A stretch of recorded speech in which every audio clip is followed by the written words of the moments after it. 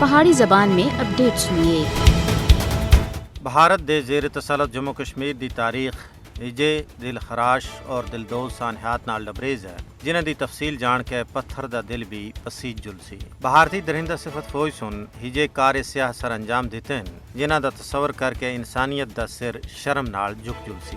ویسے تو کشمیر بچ ہزاراں سانحات برپا ہو چکے ہیں، جنہاں وچ سانحہ گاؤں قدل جس وچ 50 بندے شہید، سانحہ چوٹا بازار 32، سانحہ ہندواڑہ 21، سانحہ کپواڑہ 27، سانحہ 100 پر 50 بندے شہید کیتے گئے۔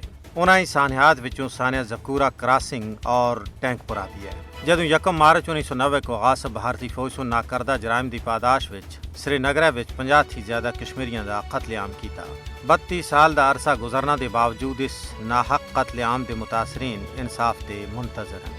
زکورہ اور ٹینک پورا قتل عام دی یاداں آج بھی کشمیری عوام دے ذہناں وچ تازہ ہیں۔ ان دل خراش سانحات سن بھارتی غاصب فوج دا شفاق چہرہ پوری دنیا وچ بے نقاب کر دیتا ہے۔ ان سانحات وچ ملوث کسے ایک مجرم کو بھی قرار واقعی سزا نہیں دیتی گئی، بلکہ انہاں کو انعام و اکرام تھی نواز کے کشمیری عوام دے زخماں تے لون بایا گیا۔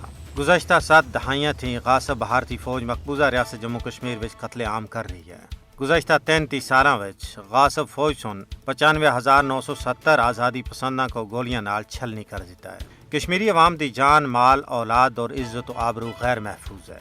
بھارتی ہندو انتہا پسند حکومت یہ بدترین ظلم و جبر اس واسطے کر رہی ہے تاکہ کشمیری عوام خوف زدہ ہو کے اپنے مقدس مشن تھی دستبردار ہو جڑن۔ لیکن یہ مکار بھارتی سامراج دی پول ہے کہ اس ظلم و جبر سن کشمیری عوام دے دلاں وچ موجود بھارتی نفرت کو مزید تقویت پہنچائی ہے اور انہاں دی اپنے مشن دے نال وابستگی وچ بادھا ہویا ہے۔ یہی وجہ ہے کہ نوخیز گبرو پتر تحریک دی صفاں وچ شامل ہو کے اپنے لہو دا نذرانہ پیش کر رہے ہیں اور ہر چڑھدے دین دے نال اس عزم دا اعادہ کر رہے ہیں کہ حصول مقصد تک یہ مقدس جد و جہد جاری و ساری رکھی جلسی۔